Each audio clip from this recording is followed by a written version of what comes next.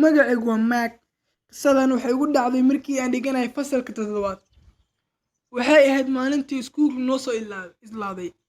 Aniga iyo saaxiibkay oo wada sheekaysanayna waxaanu aragnaa saxaabteedii inteedii kale. Waynu salaamnay. Kadib saaxiibadii waxay sheegeen isku daraacina hal meel. Intaa kadib anigu waxaan la socday saaxiib cusub.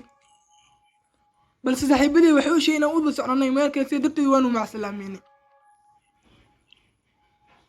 Muddo kadib markii aan u soo dhawaanay gurigay si isku mid ah u wada soconna waxa igu soo dhacday gurigay inuu ku agaal guri kale oo aad u qadiimi ah oo aad u qurux badan. Intaa kadib saaxiibadii waxay u sheegeen gurigay ku agaal guri qadiimi ah halkaana ku wada ciyaari karno. Ayaguna way igu raaceen.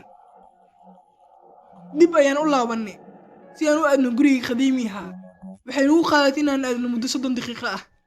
Markaan nimaanay waxaan go'aansanay inaan fuulno qaybta ugu sareysa. Si dhaqsi ayaan u kornay qaybta ugu sareysa.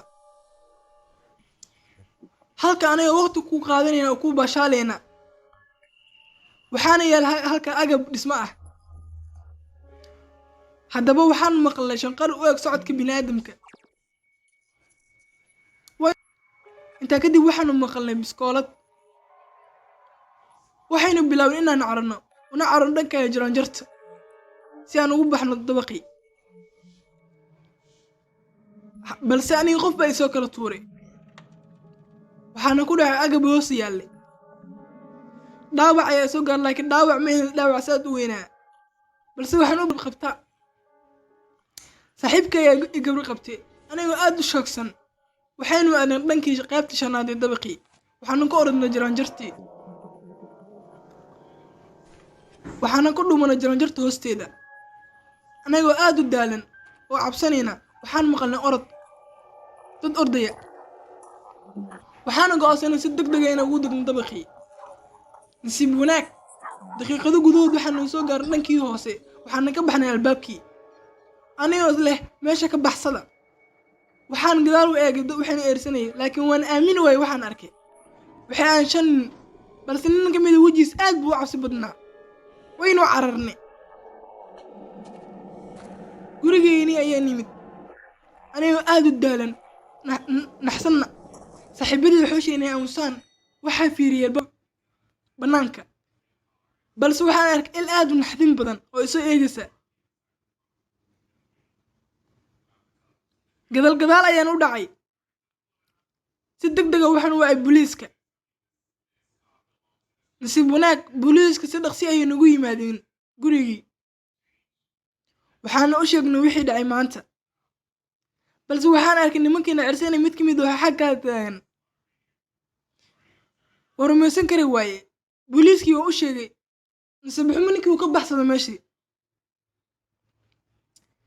baaritaan guud kadib booliiskii xaafadii dhan weyn ka waayay wax tuuga ah. tuugadiina cirsanayay. dhacdadaadii ilaa hadda waxaa looga jooga muddo 5 sano ah. ilaa hadda maanan ilaawin anigu. haddaba maalmo badan kadib anigoo socda waddada una socda guriga saaxiibkay waxaan arkay qof waddada dhinaceeda kala taagan.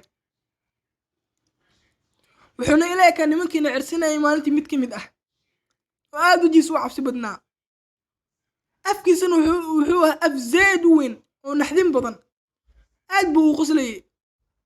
anigu aad baan u argagaxay. laakiin qoortiisoo dhinacyada kale u wareejiyey. nasiib wanaag si degdeg ah ugu cararay meeshii weliba anigoo qeylinaya.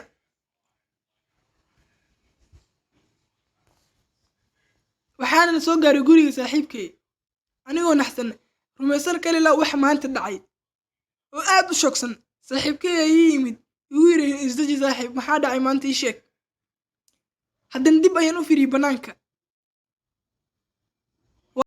banaankii. waxaan arkay ninkii uga soo ordaya. si fiican baan u eegay. haddana ninkii waan waayay mana arkin anigoo yaaban.